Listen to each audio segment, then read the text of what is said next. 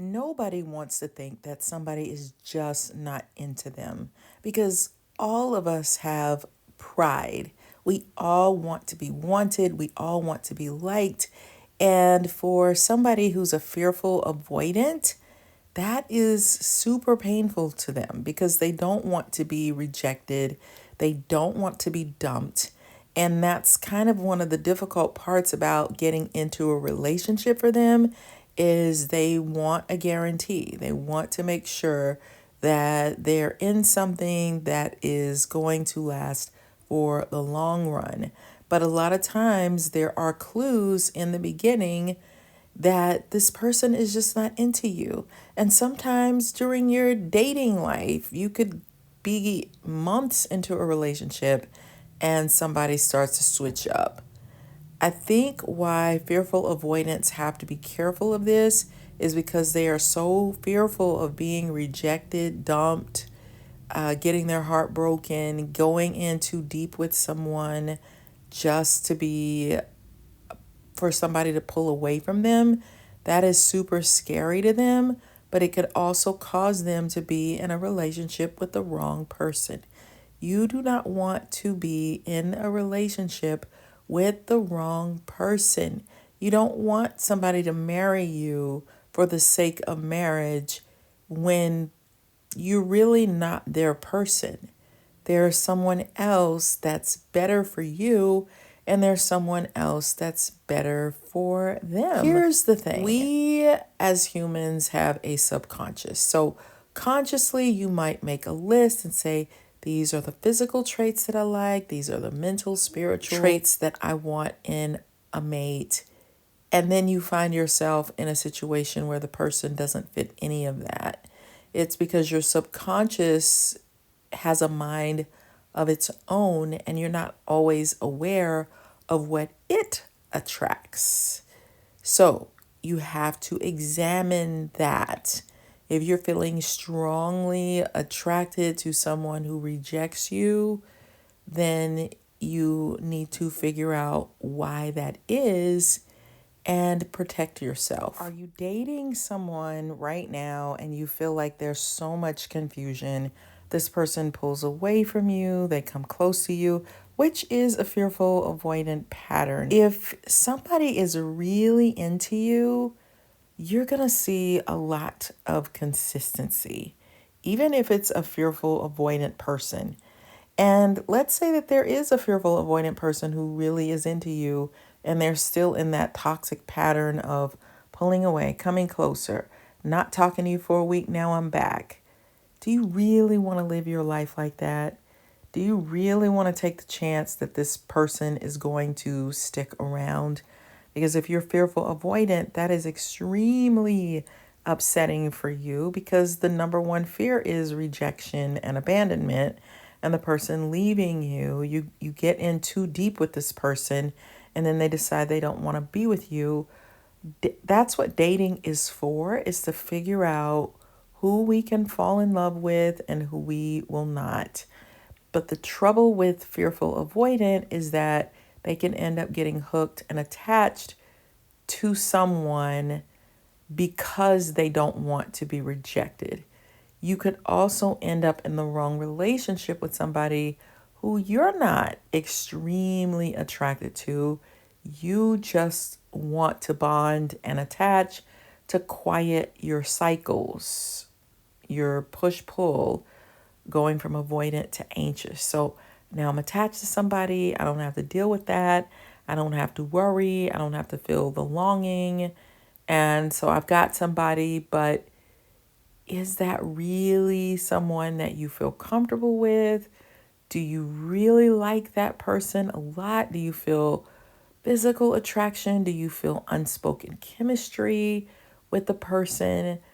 And are you chasing somebody who you know is making you feel crazy because they're not consistent enough, but you're staying around because you don't want to be rejected? Do you want to look up 10 years later and you're still with this person and they're still making this pattern? They're still having the same pattern. What have they done to get help? Have they gotten some therapy? Have they done any work to show I know this is an issue? I'm learning about my attachment style and I'm trying to get better for you. So you really need to question those kind of things. You might want to send them my videos because I'm exploring this. So my approach is a fresh take on it. I'm not following any type of books or anything like that. I'm just coming from a place of trying to heal myself and taking you along on the journey. Been there, done that, been in the wrong relationships when I knew I wasn't feeling the right connections. Definitely have acted a little crazy. Not crazy, but just having a sense of pride and not wanting to feel like a fool and acting kind of like one because you don't want the person to leave you, even though you know there are things that are just not right and not what you want. And if you find yourself attracting people who your subconscious is saying, oh, like this person is so yummy, but they have a lot of bad traits and they're not treating you well, then you need to self-examine and work through that so that you can be more attracted to someone who is a secure attachment style so that you can have longevity and you don't have to worry about them leaving you.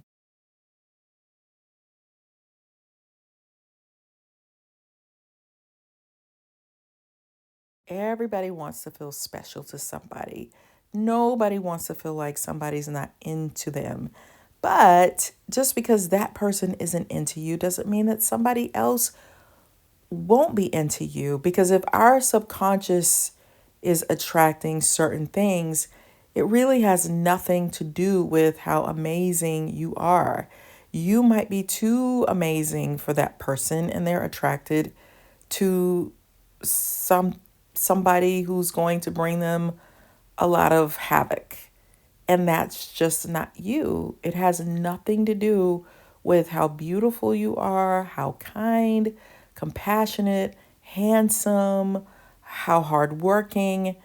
It really everyone's subconscious is programmed differently. So please do not take it as a rejection if someone is not into you. It's just their subconscious is not meshing with your subconscious. That's all. So I just want to give you guys a list for clarity. And I want to share with you some ways that you can know that someone is just not interested in you. And I know that this might be hard to hear, but why not deal with it now so that you can find your person? Because when you find your person, you're going to be so thankful that you didn't get stuck with Mr. or Mrs. Wrong. Trust me. So it's important to look for these signs. And there could be more, but I'm just going to tell you these. So number one, limited communication. They rarely initiate conversations or respond late and with minimal effort. Two, inconsistent engagement. Their interests seem to fluctuate. Sometimes they're warm, but often they pull away. Three, avoidance of depth. They steer conversations away from personal topics or meaningful connections. And I'm sharing these from the viewpoint of fearful avoidant attachment style, by the way. So number four, lack of future planning. They avoid making plans or commitments for the future, even casual ones. Five, emotional distance. They maintain a significant emotional barrier and rarely share their feelings or thoughts. Six, physical avoidance. They keep physical distance and may avoid touch or close proximity. Seven, defensive responses. They react defensively to discussions about the relationship, indicating discomfort. Eight, limited time together. They make excuses to avoid spending time or do not prioritize being with you. Nine, mixed signals. Their behavior is erratic, giving you mixed signals about their feelings and intentions. 10. Focus on past traumas. They often bring up past relationships or traumas, indicating they may not be ready for something new. Now, you might argue that somebody who is fearful avoidant, that they can't commit, that they're always seesawing from one side to the other, avoidant, and then they're anxious, and that you can't trust them. But trust me, as someone who has struggled in romantic relationships with being fearful avoidant. However, there have been romantic relationships that worked in my life because the person was giving me consistency. And when a man leads with consistency, even if you're a fearful avoidant, it can help tremendously to quiet that anxious side. And then you can commit. You can be that person. You might still have some fears, but they're giving you enough so that you can push through that. And even if you're dating a fearful, avoidant man, if he's falling in love with you, you're going to be his motivation to make some changes in his life, to work on being consistent and persistent for you because he loves you that much. So when you find a person that you fall head over heels for, that's a game changer. Sometimes fearful avoidance can stay in that crazy state, I think, because they haven't found the one. And so they question themselves when the issue is they haven't found that right person yet, because that right person is going to be the answer to a ton of confusion. And the things that I just listed, those are just some signs to help you understand yourself better. I thought it would be fun to share with you some signs that a fearful avoidant individual may actually be really interested in you. So these are some things that you want to look for. Number 1, initiates contact. They reach out to you first, whether through text, calls, or in-person meetings. 2, consistent communication. They make an effort to keep conversations going and engage with you regularly. 3, shares personal stories. They open up about their life, experiences, and feelings, showing trust in you. And if you are a fearful avoidant, it's okay to share your feelings. It's important. Do not try to be a robot and act like you are this perfect human being, because you're not. You have fears. And if you share your fears with someone who loves you, it's not going to make them bounce. It's going to make them respect you more and come closer. Number 4, makes plans together. They express a desire to spend time with you and actively make plans for their future outings. 5, they show interest in your life. They ask questions about your interests, hobbies, and feelings, demonstrating genuine curiosity. 6, physical affection. They may show signs of physical affection, such as touching or leaning closer, even if they initially seem reserved. 7, defends or supports you. They stand up for you in conversations or offer support during tough times, indicating they care. 8, engage in deeper conversations. They're willing to discuss meaningful topics and share their thoughts and dreams. Number 9, opens up about their fears. They may share their struggles with vulnerability, which can be a sign of trust and interest. And it's important to do that, especially if you're the woman. I mean, if you're the guy too. But sometimes women think that they have to be masculine and they can't share how they feel about certain things, like their fears or their interests or mistakes they've made. And that's just not true. You're not going to bring him closer to you if you're not opening up. And that's one little trick to open up, is by sharing your vulnerabilities. I used to think that you shouldn't share your vulnerabilities because that would make them leave. And that's the opposite. If you're not sharing, he might leave. So 10 makes an effort to overcome fears.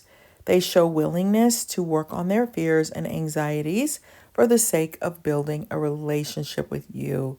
So recognizing these signs can help you gauge the interest and intentions of the other person in the relationship. So just keep these things in mind. Listen to this video again because I think these things will help you to feel more secure in getting the relationship that you want. And I'm sending you a ton of hugs if you feel like you're in a situation where the person is just not into you or they're just not acting right. Remember what I told you. It's really not personal. It's their subconscious. So please do not change good qualities about yourself. Let's say this person is saying, you're not funny enough. So then you try to be a goofball, but that's really not your style. And you change that. And then the person that is going to be attracted to your subconscious is like, I'm not interested in funny. So you can't listen to someone's prescription of who you should be. If you're doing something wrong, if you're dumping people, pulling away from them, acting out, yelling at them, saying rude, ugly things, starting arguments, then that is a valid point if they're telling you, hey, you know what? You're kind of mean or you're rude. Or they might even say, hey, you know what? It would be great if we could have more conversations with each other. Then you might want to prepare some things that you could talk about. That's okay. It's okay to do things to make yourself feel secure and like you're not free falling. And I used to think that those things were bad, but it is okay. You can take a little note card and jot down some things that you could talk about or think about some things before you get on the phone or meet in person so that you feel more comfortable. Make yourself feel comfortable. That's okay. But sending you lots of hugs if you're in a situation that's kind of driving you crazy, and, get the support you need, but you don't want to stay in a situation that's not right for you. Okay? So sending you hugs. Check out my book, Flip the Script on Love, because it's going to help you through these difficulties, but it's also going to talk about building romance. We got to bring romance back into relationships because that's what makes it so much fun. Now, if you are with a narcissist or somebody that you suspect has narcissistic tendencies, you want to read my book, The Workplace NaRCISSiST, because it's going to help you. And it's about a very glossy type of narcissist. And it helps me to understand the 16 Myers-Briggs types because now I know when somebody's just very spontaneous or somebody is more guardian-like or someone is more assertive. I know, oh, okay, that's just their personality. Don't take it personally because fearful avoidants can take things personally when they don't understand people. So I will put the link in the description box. And I'll see you, my beautiful people, on the next video. Be sure to share it with people it will help. And I'll see you next time. Bye.